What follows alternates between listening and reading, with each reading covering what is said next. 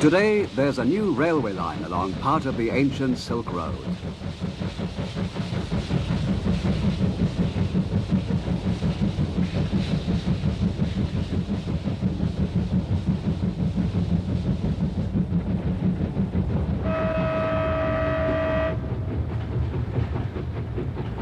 It's called the Nanjing Railway.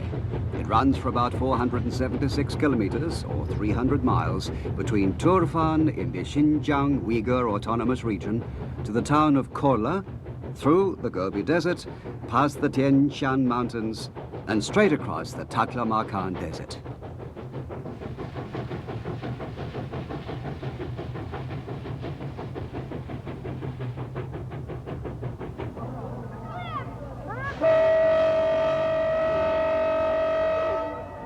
Turfan Station is one terminus of the Nanjing Railway, and it's also a junction with a main line from Peking to Urumqi, the capital of Xinjiang Uyghur Autonomous Region.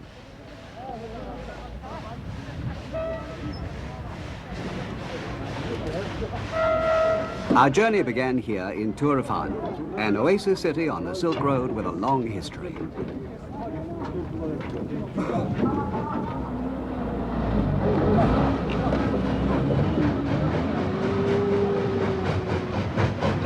Loaded a microbus and a jeep onto the freight cars so we could make side trips and use our cameras at a distance from the railway line.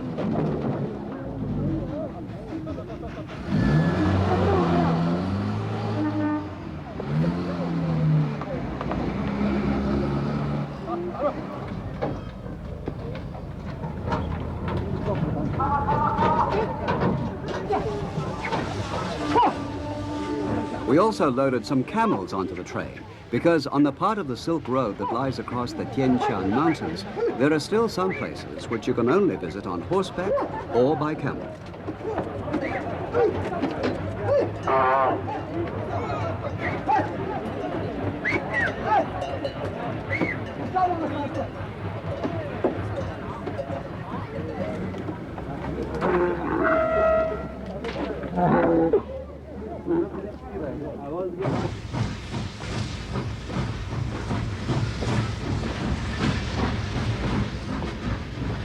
As of 1980, only one small section of the Nanjing Railway was being used as yet, so the Chinese government provided a special train for the expedition.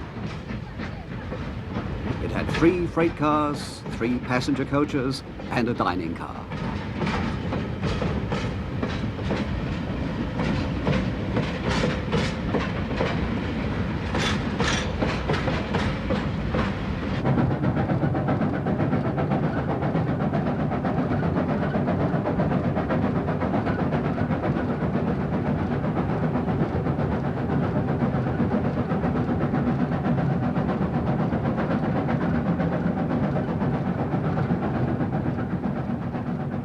As soon as we'd left Turfan, we were in the Gobi Desert, which extends as far as you can see. The train passes through the desert on the way to the Tian Shan Mountains, which rise to peaks of more than 4,000 meters, or 12,000 feet.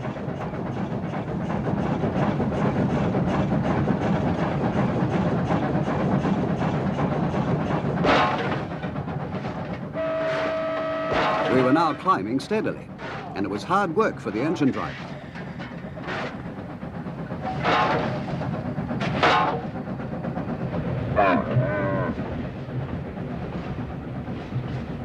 It was the first time the camels had ever traveled by train, and it seemed very different to them from walking the sands of the desert.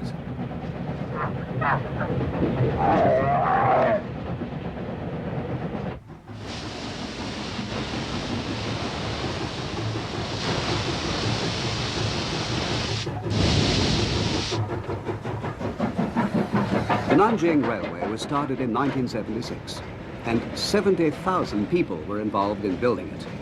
They only finished laying the track at the end of 1979.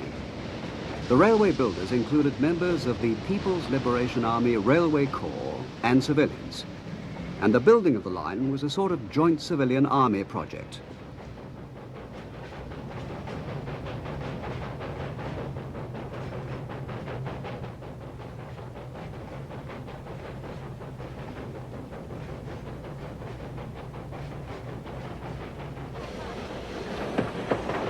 About 140 kilometers or 100 miles and 3 hours after leaving Turfan, we came to Iargo station.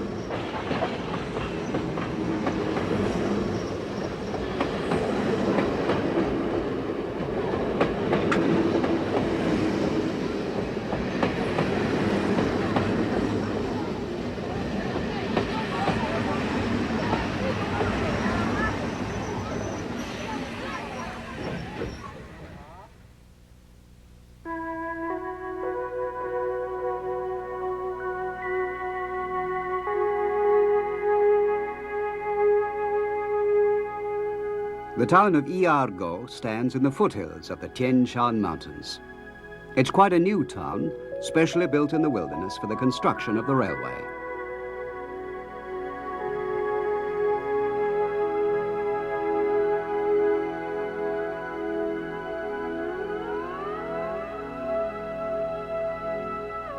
In one corner of the town lies an old signal tower, originally built about 1,300 years ago during the Tang dynasty.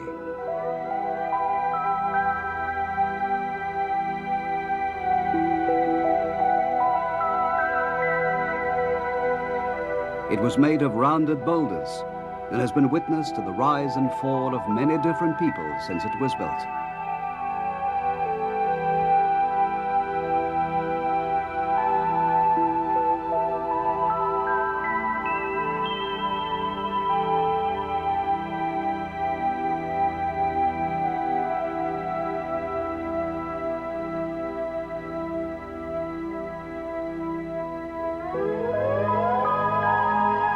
During the Tang dynasty, soldiers were garrisoned here to protect the travelers passing through the mountains and to keep an eye on the people of the western lands, who often posed a threat to the power of the emperor. Here you can find many ancient forts like this one.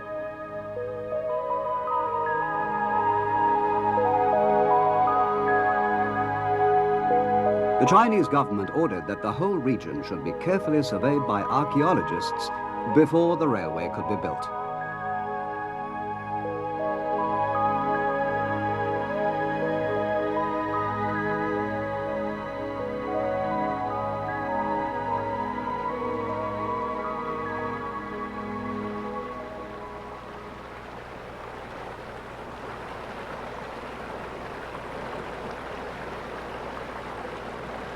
This is the Ara, a fertile valley which runs past Iargo deep into the Shan mountains, and many ancient grave mounds have been found here and excavated. We asked Mr. Wang, an archaeologist, about the grave mounds. Is this where the grave mounds were found? Yes, and that area over there too has many mounds. Some of them lie alongside the ditch.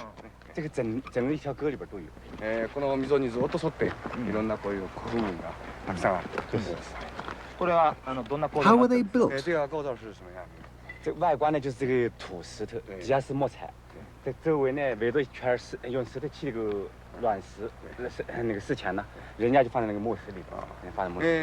Well, they were dug about 2 meters or 6 feet deep and lined with rough stones and then covered with planks and a mound of earth.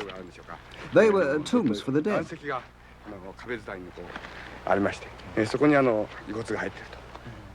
What did you find inside, apart from the remains of the dead? Here's something I found during the excavation. You can still see the painted decoration. How old is it? It's from the period of the spring and autumn annals, about 2,500 years ago.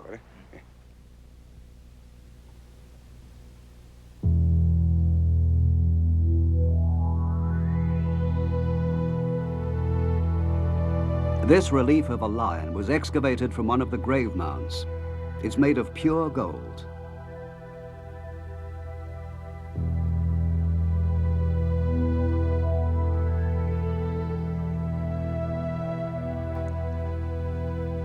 These smaller pieces are also of pure gold, and they could be either lions or tigers. The archaeologists think that this is a belt plug.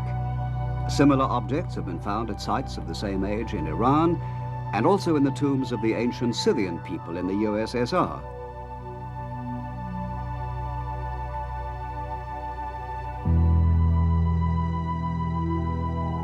About 400 BC, the Tian area was already a sort of cultural melting pot, where exchanges were made between East and West.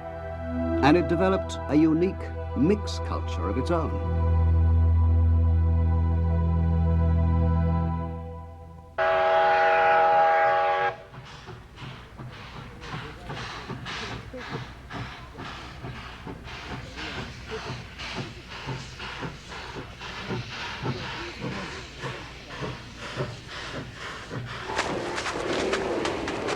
The main work of building the Nanjiang Railway was done by the PLA Railway Corps.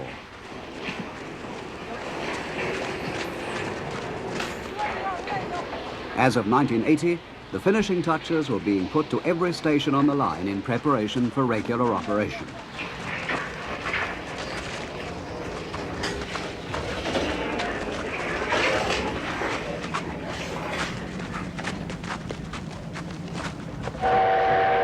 Here's a steam locomotive of a kind that's popular among railway buffs everywhere, and which has been built in China since the 50s. It's called a construction locomotive.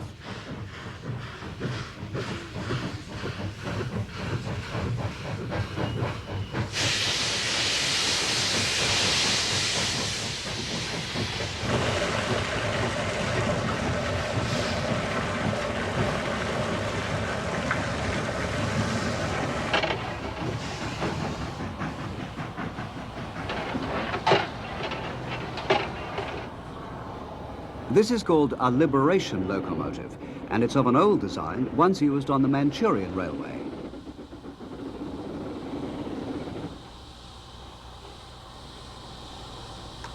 Our engine driver was called Mr. Go Shanfu, and he's been working on liberation class locos for 18 years.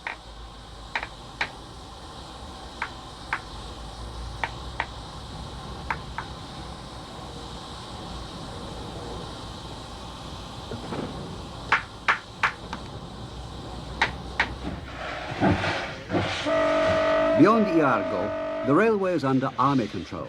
They were making tests all along the track to prepare for the opening.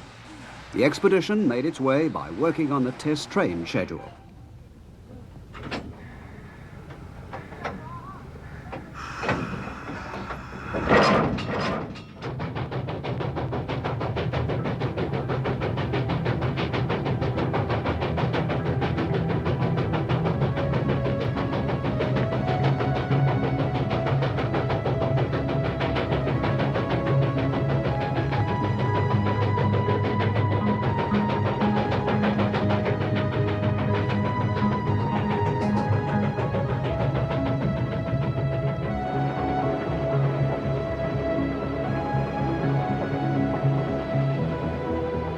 The train runs along a track that was once a section of the Silk Road that led over the Tian Shan Mountains.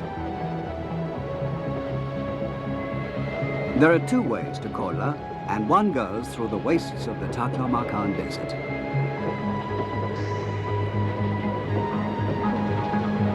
However, most travelers chose the mountain route, which was steeper, but where there was plenty of water and you could find food.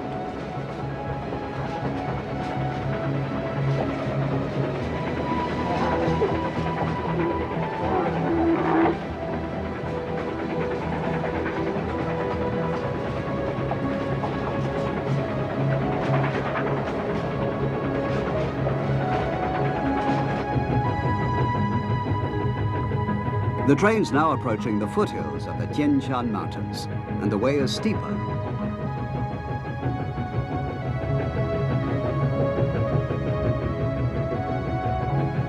This part of the line has an incline of 18 in 1,000, which means that for every 1,000 meters you go along, you rise 18 meters.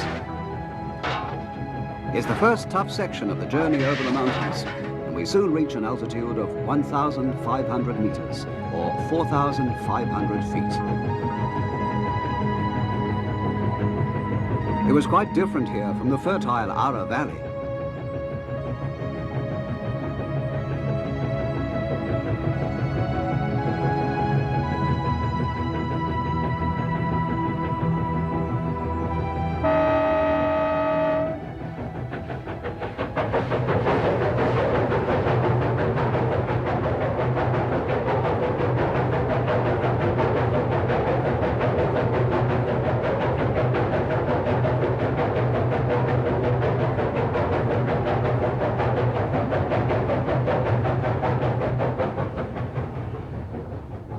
were no trees or grass, the scenery became much rougher, and the train passed through one tunnel after another.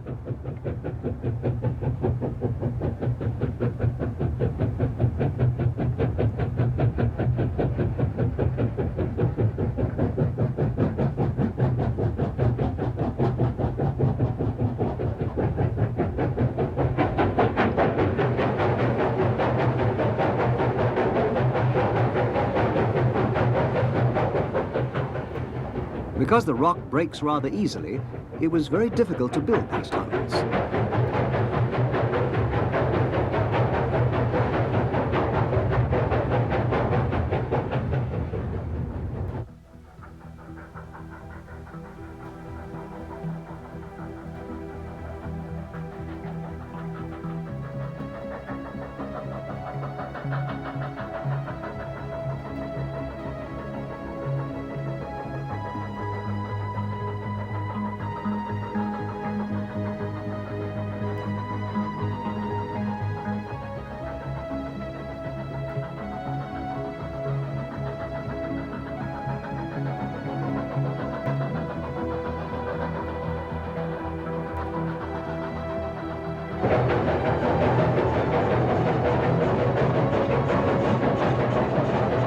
There are 29 tunnels on the Nanjiang Railway, from 60 to 6,000 meters in length.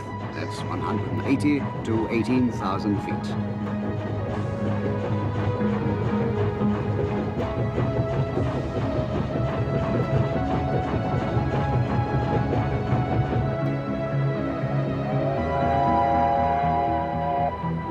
There are also 36 viaducts and bridges, and the steep sides of the valleys have been traversed by zigzags to avoid too great an incline.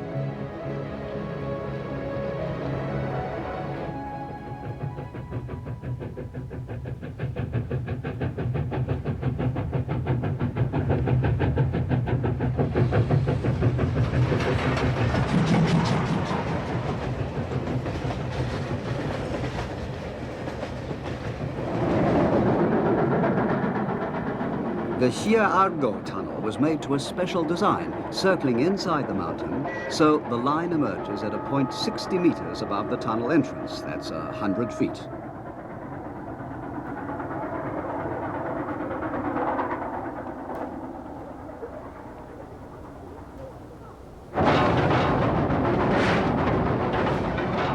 Inside, the line is very steep, and 2 locomotives are necessary to pull a long train through the tunnel. It was hard work for our locomotive, which puffed frantically to get through.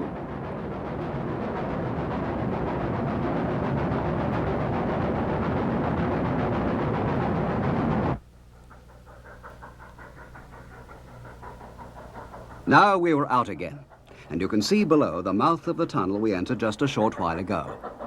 In this way, the train gradually crosses the mountains.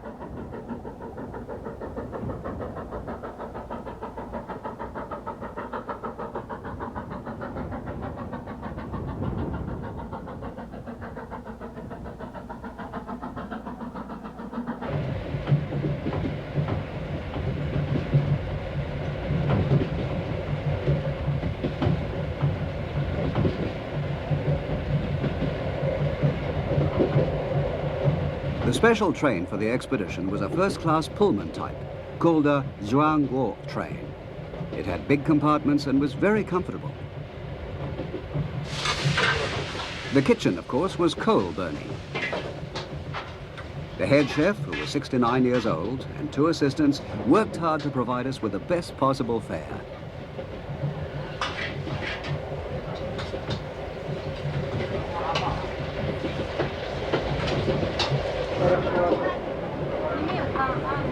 After we'd finished the first course, we were surprised to find he'd prepared hamburgers for us. It was very thoughtful of him, as up to then we had nothing but Chinese food.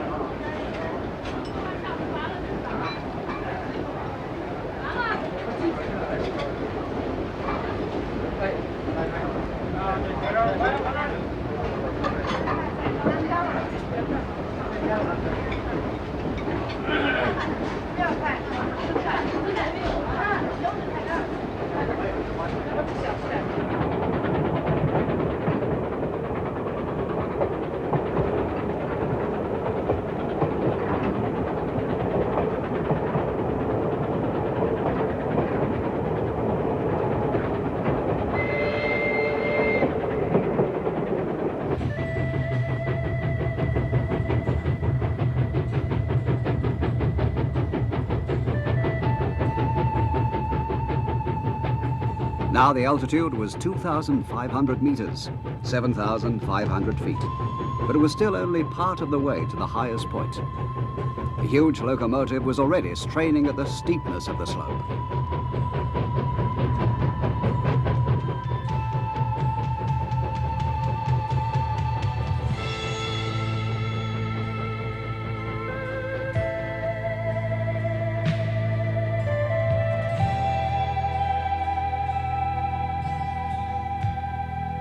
The peaks of the Shan Mountains are more than 4,000 meters high, or 12,000 feet. So there's snow on them even in midsummer.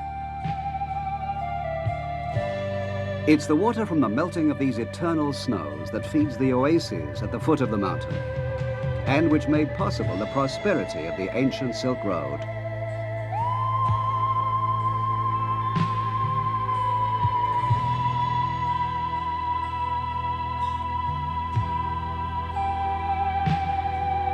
This area is a pasture land for nomadic tribesmen who welcomed us from horseback.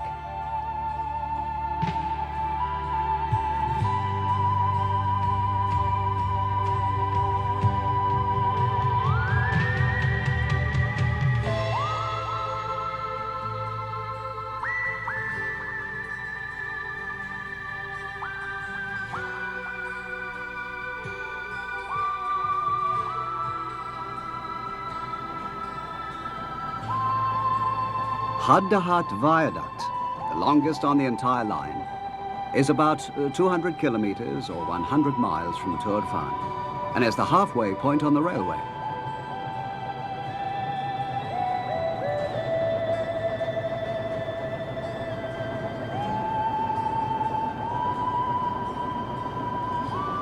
Here, the nomads have to bring everything they need by horse and camel from Tourfan, a journey that takes them more than a week. By train, it had only taken us 4 hours.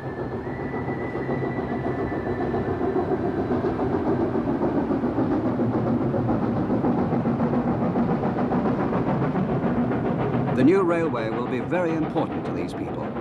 They call it the Happiness Railway.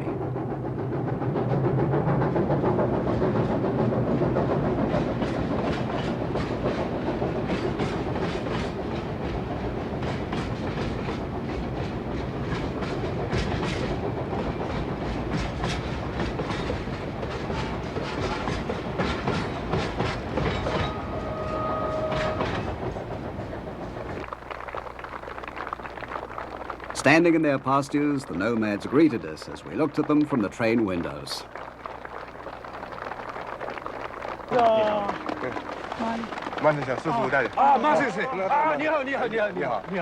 They're of the Mongolia Torf tribe, and Mang Guangqiang is a descendant of the Torf kings.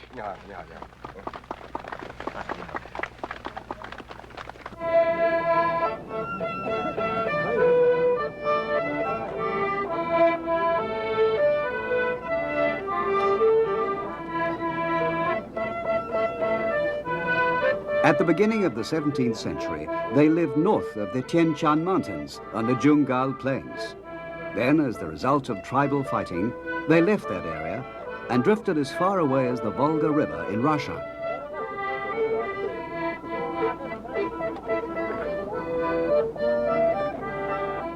But they were unable to forget their original home. And during the latter half of the 18th century, with great difficulty, they managed to find their way home. Man would have been the 48th king since the return.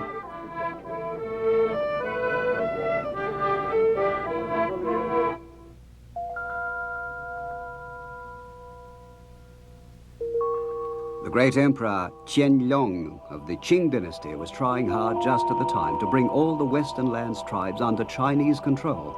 So he was very pleased that the Torft had come back. He gave them 5 different pasture areas and 8 silver seals.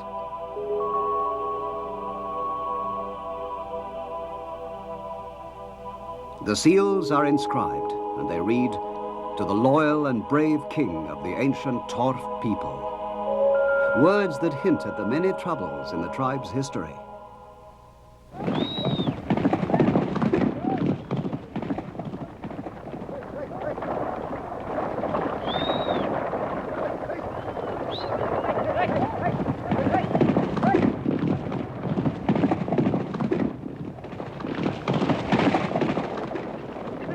Today, the Torft still wander the Tian mountains with their livestock, herd them with lassos, and live in tents. They still show the pristine vigor of the nomadic peoples of the Silk Road.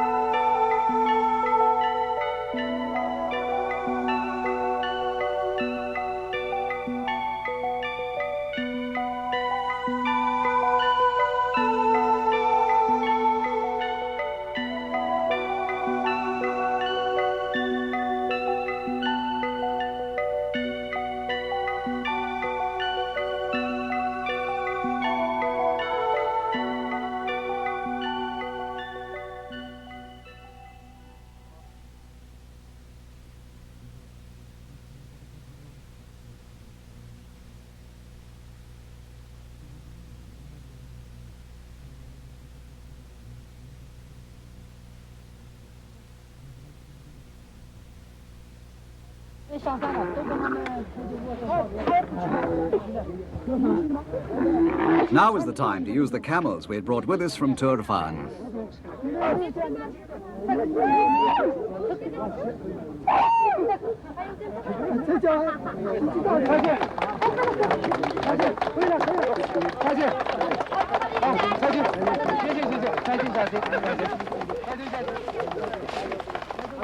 We'd decided to try to negotiate a steep mountain pass by camel to discover for ourselves the difficulties that ancient travelers had to traverse the mountains.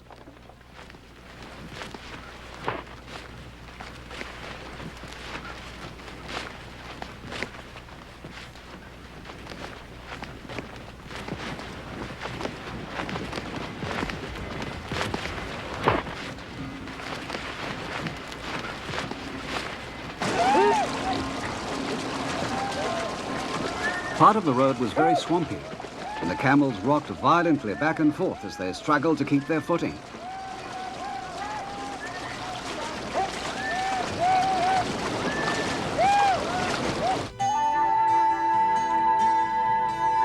Camels are very good in the desert, but they're not nearly so good on a mountain. And because we had to rest them every 15 minutes, our progress was very slow.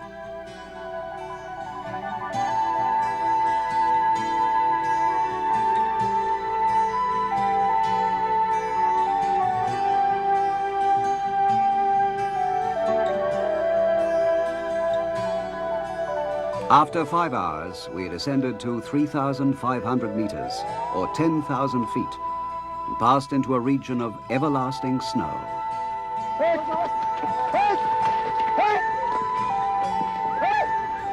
At the edge of the snowfield, the snow's always melting, so the ground is very wet and marshy. Every time a camel stumbled, we had to grab a hump to keep from falling off. We began to understand what a difficult journey it must have been for the Silk Road travelers.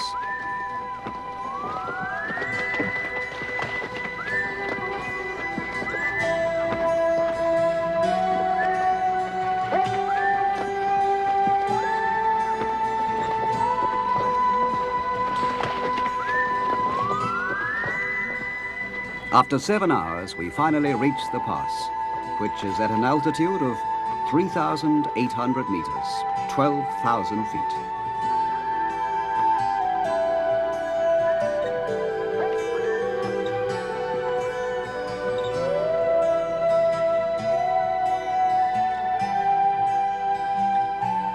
The wind was freezing cold, and the white peaks of the Tian mountains, which must have seemed so threatening to the merchants of the Silk Road, seemed in front of our very faces. We were looking at a sight that must have impressed many travelers in the old days.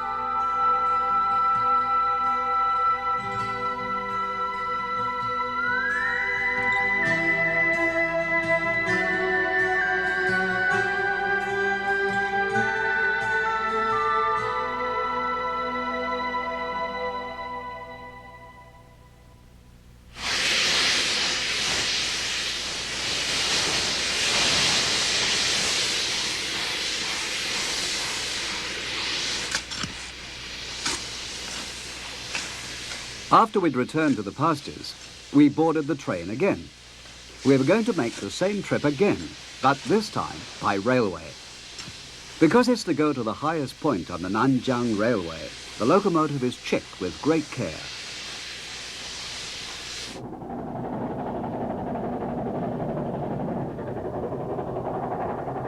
The line passes through the Xi'an tunnel immediately under the pass it took us 7 hours to cross by camel. The train made the trip in exactly 30 minutes.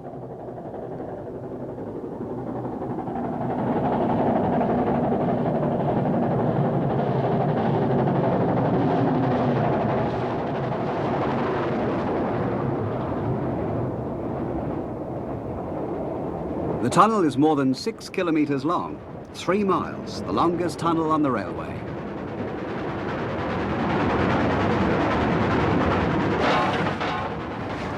It's also the highest point and has an altitude of more than 3,000 meters, 10,000 feet. Digging the tunnel through the frozen ground and underneath a glacier was no easy task. The air temperature inside the tunnel is always below freezing, even in midsummer. The walls of the tunnel are always white with frost.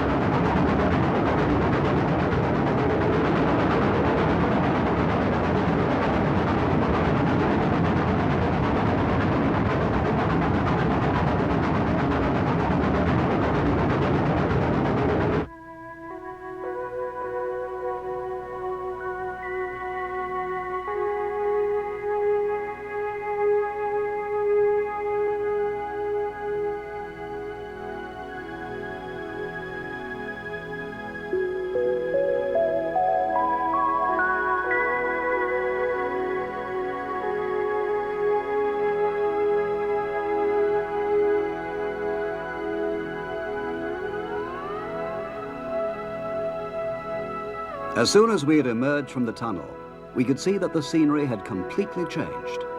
Instead of the rocky mountains and snow-covered peaks, we saw a fertile valley spread out before us. It was the Ura-Sotai Valley.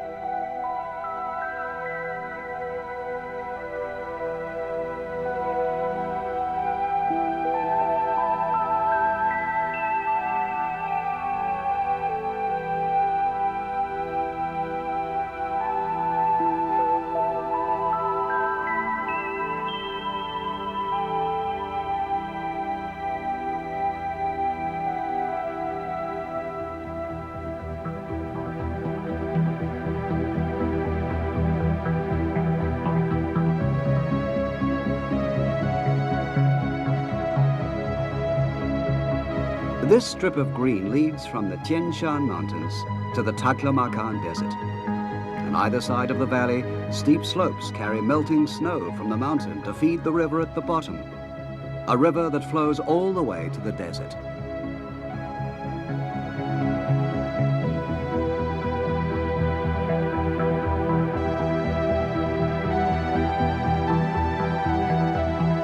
As we descended into the valley, we came to a green marshy area called the Yanqi Plain, a fertile land with plenty of water from the melting snow on the mountains.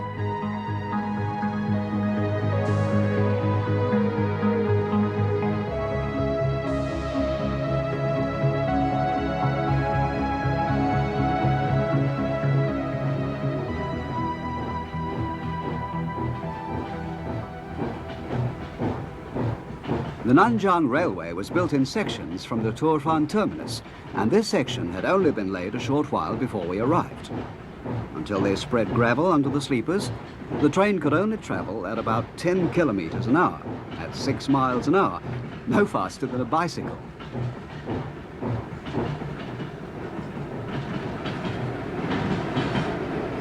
Yanqi is a Silk Road oasis town with a very long history.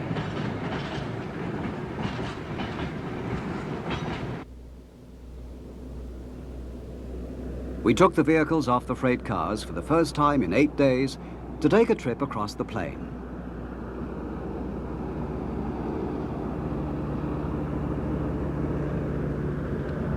This is the Kaidu River, which was once an icy torrent flowing down from the Shan Mountains. Now it's been controlled and flows gently through the plain.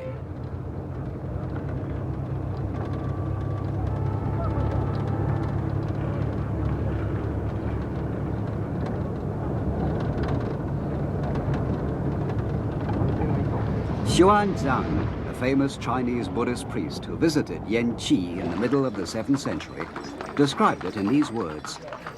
The land is good for cultivating millet, barley, Chinese dates, grapes, Western pears, and Chinese pears. The climate is warm, and the customs of the people are dignified.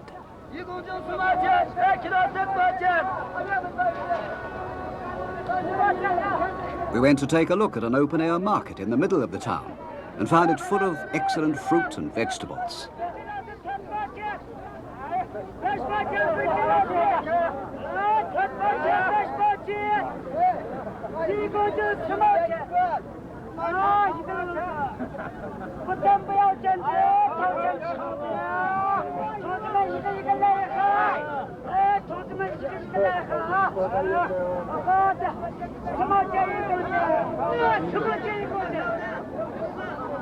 Yanqi has a population of about 30,000 people, almost all from a small tribe called the Hui.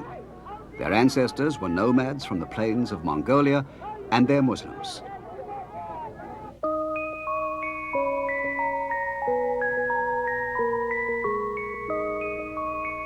But during the Tang dynasty, when Xuanzang came here, it was a Buddhist city with 10 temples and more than 2,000 priests.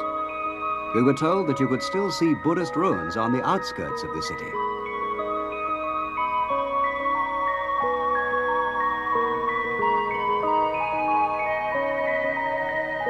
They were talking about these, the Shikushin 1,000 Buddha caves. The ruins cover an area of about a square kilometer, but they've been so completely destroyed that it's hard to make them out at all.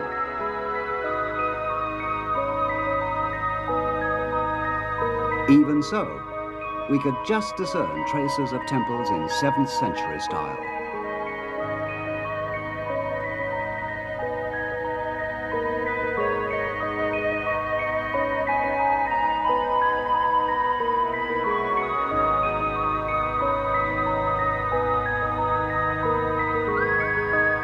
We heard that the people who live here often collect objects from the ruins.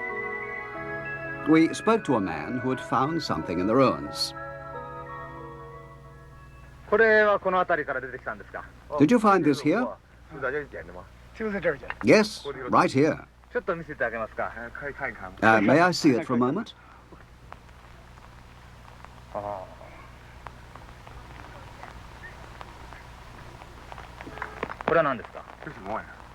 What is it? I don't know.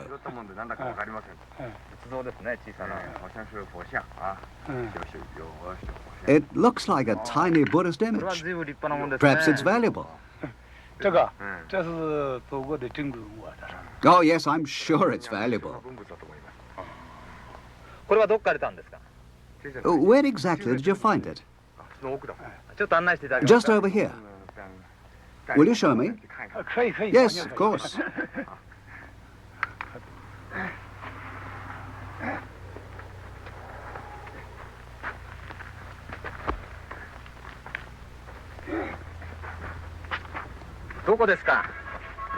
Was it here? Yes, just there.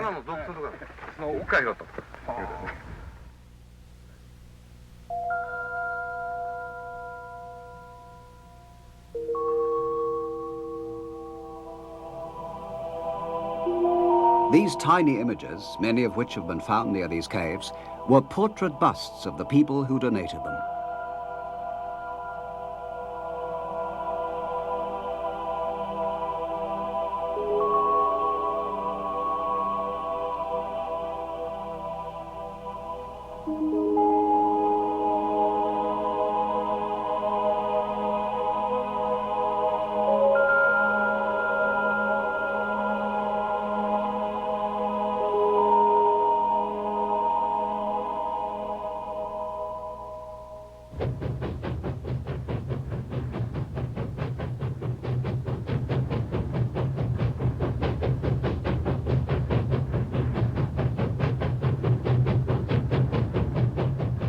On the morning of the 10th day since we'd left Turfan, the train puffed out at Yanqi and headed for Kola, the last station on the line.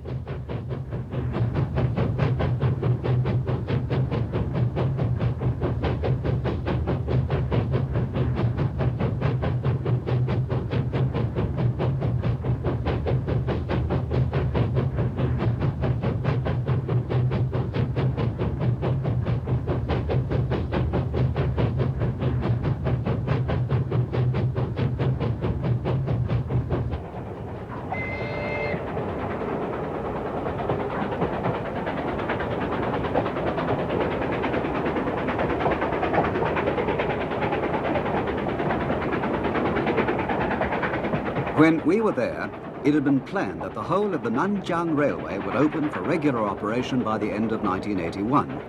And there are plans to extend it one day to the town of Kashgar on the far western edge of the Taklamakan Desert. When the extension has been finished, the hard journey across the desert, today a toilsome trouble, will be nothing more than a pleasant train ride.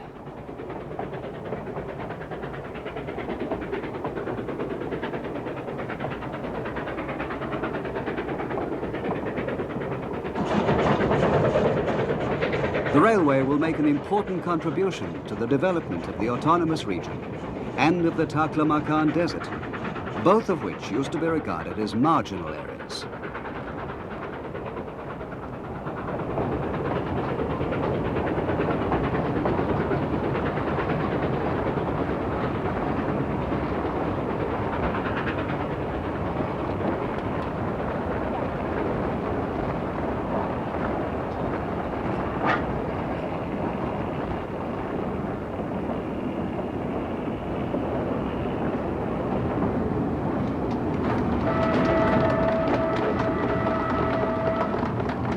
By the time we reached Kola station, the sun was far in the west, but an enthusiastic welcome awaited us from soldiers of the PLA.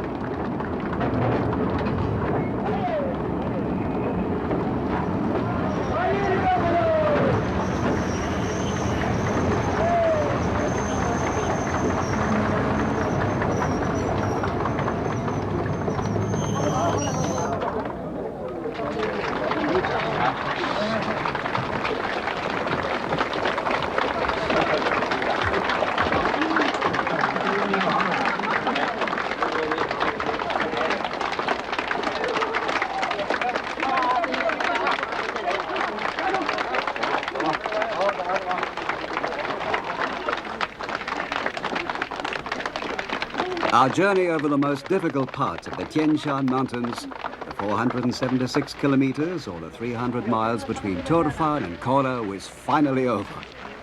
It took us 10 days because we stopped many times on the way. And now the railway's working, it only takes 8 hours.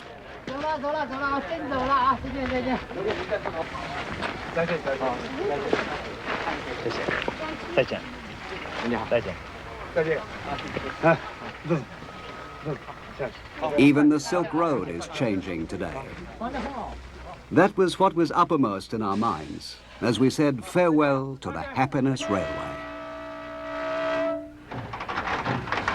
Tian!